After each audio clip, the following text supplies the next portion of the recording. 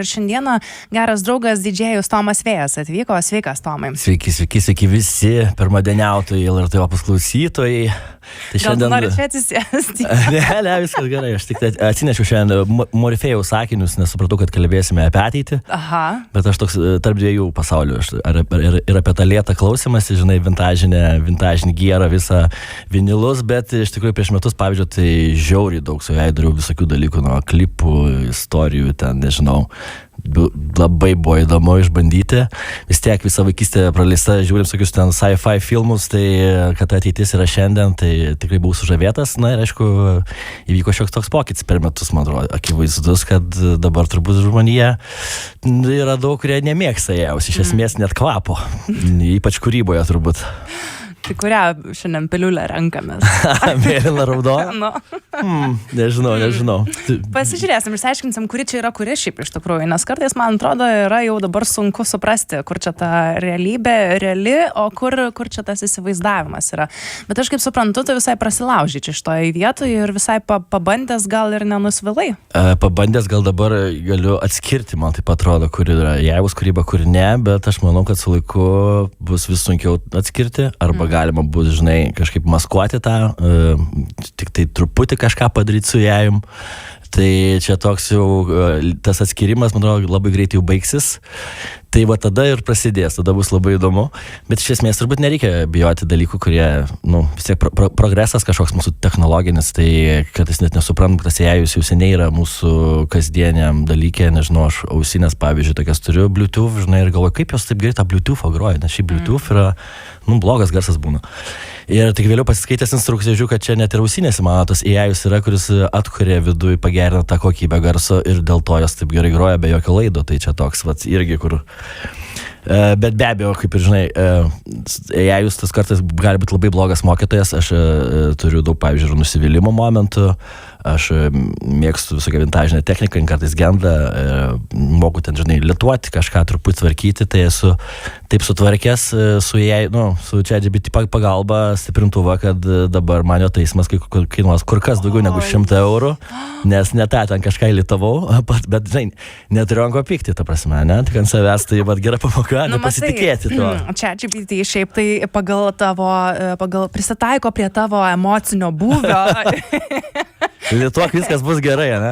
Ta prasme, jisai sako tau tai, ką tu nori girdėti. Paskui, jeigu tu...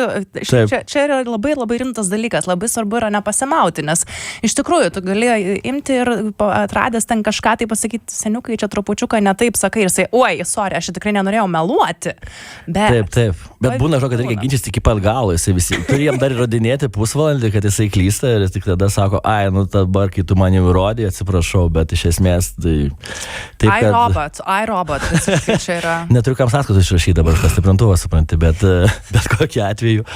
Tai, ir visi tie reelsai, net nebūnė mūsų, kur ten tekstus padaro, tai daug ką gali padaryti jajus, bet jeigu tu nemoki gramatikos, tiesiog paprastos, tai apsikvailinsi, nes jajus padarys milijardą klaidų ir tas tavo reelsas, žinai, bus pajuokos objektas, kaip pavyzdys, sakykime, ne? Tai jeigu eksperto rankose tas jajus yra ir jisai žino iš esmės, ką jis daro, tai gali padėti, manau, tikrai, bet, tokių bandymų, žinai, kai žmogus elektrotechnikos nemoka ir ten lituoja kažką, tai jau yra rizikingas dalykas, tad visiems pirmadienio rekomendacija nedaryti tokių jau svarbių darbų ir nepasitikėti iki galo.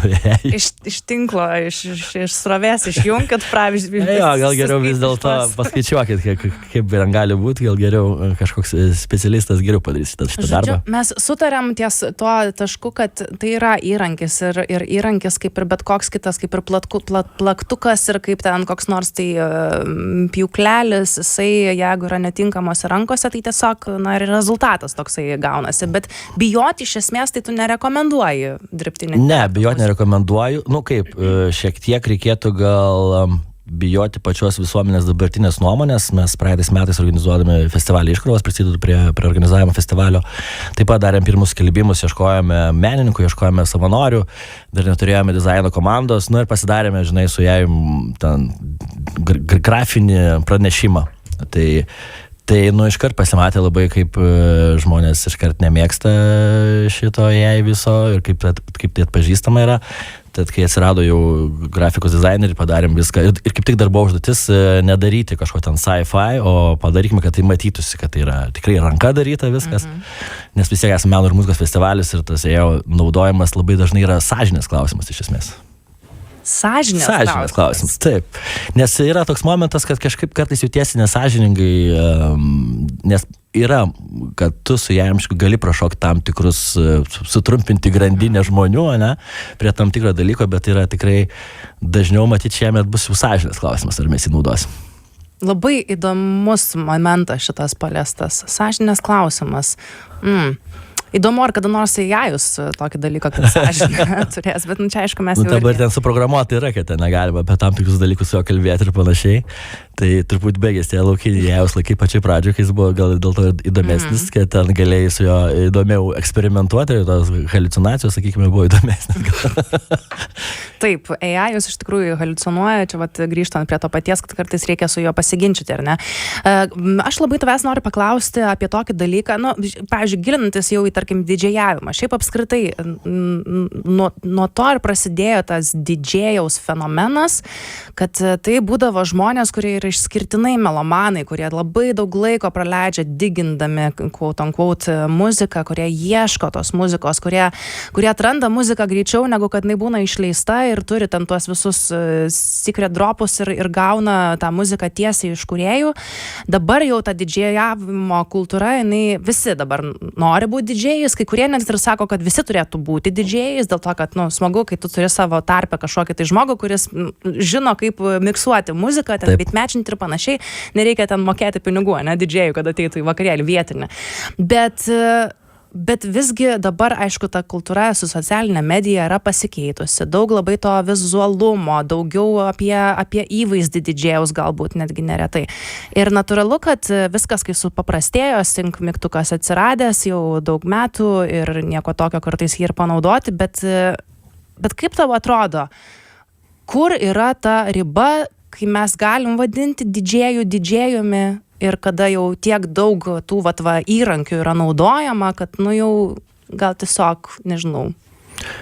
Tai du turbūt momentai dabar šauna galva, tai balandžio 1 proga, man atrodo, čia Pionierius ir kažkas buvo išleido pagaliau naujo grotuvą, kuriame nėra sync mygtuko. Tai buvo labai daug komentarų, kad oi, pusė didžiai praradom čia pasaulį, žinai, ir panašiai.